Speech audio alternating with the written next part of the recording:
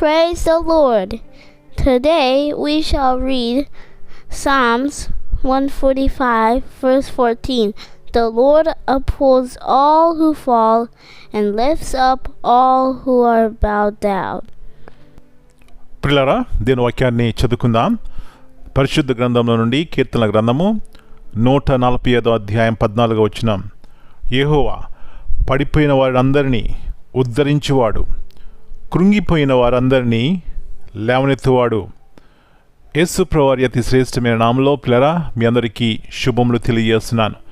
మరి యొక్క నూతన వారం మనం ప్రారంభిస్తున్నాం. మరి దేవుని యొక్క నడిపింపు కావాలని మనం ఆశపడతాం. దేవుని యొక్క సన్నిధి మనతో ఉండాలని ఆశపడతాం. అందుకు మనం ఏం చేయాలండి? దేవుని యొక్క స్వరాన్ని వినాలి. ఎట్లా వింటాం? ఆయనతో సహవాసం చేయాలి, అంటే ప్రార్థన చేయాలి. రెండవదిగా వాక్యం ధ్యానించాలి. తద్వారా పరసంబంధమైనటువంటి జ్ఞానంతో మనల్ని నింపుతారు. ఇక్కడ చూసినట్లయితే దావీదు రాసినటువంటి కీర్తనలో యెహోవా పడిపోయిన వారందరినీ ఉద్ధరించేవాడు, కృంగిపోయిన వారందరినీ లేవనెత్తువాడు. అంటే మనిషి జీవితంలో ప్రియులారా, నిరుత్సాహము కలిగే సందర్భాలు అనేకమంది ఉంటాయి. కొన్ని కారణముల చేత ఉత్సాహంగా ఉండవలసింది మనము నిరుత్సాహపడిపోతూ ఉంటాం, ఓడిపోయామనుకుంటాం, కృంగిపోతూ ఉంటాం. అలాంటి వారిని లేవనెత్తడానికే నా యేసయ్య, నా ప్రభువు తన యొక్క ప్రేమను నీ కొరకు నా కొరకు చూపెట్టారండి. ఈ సత్యాన్ని గుర్తించి ఆయన వైపు చూసినట్లయితే ఎలాంటి ఆశ, ఎలాంటి ఉత్సాహము, ఎలాంటి నిరీక్షణ. అమ్మాయ్యా, ఈ నిరీక్షణ నీకు కావాలా? అయితే నువ్వు చూడవలసింది నీ ప్రక్క వారిని, చుట్టూన్న వారిని, లోకమును కాదు. కానీ ఈ ప్రభు అయితే తన యొక్క ఉన్నతమైనటువంటి ప్రేమను మన పట్ల చూపెట్టారో ఆయన వైపు చూడు. ఆయన ప్రేమ మన జీవితాన్ని లేవనెత్తుతుంది. అలాంటి కృప దేవుడు మనందరికీ దయచేయను గాక. ప్రార్థన చేసుకుందాం.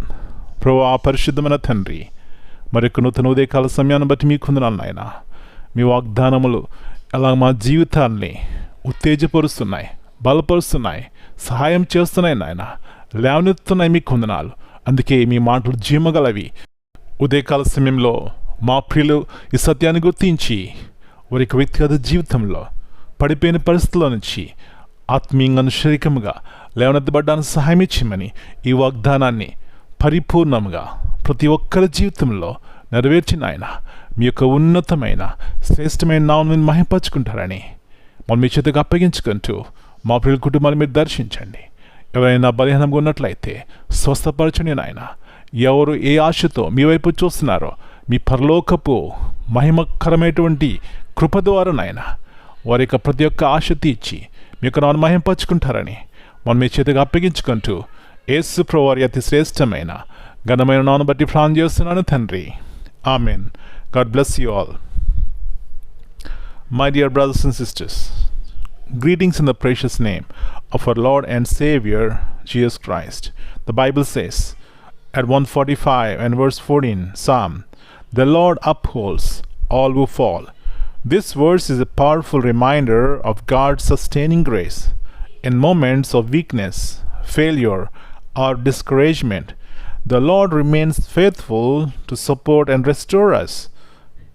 He is attentive to those who struggle and compassionate to those who carry heavy burdens. Amen.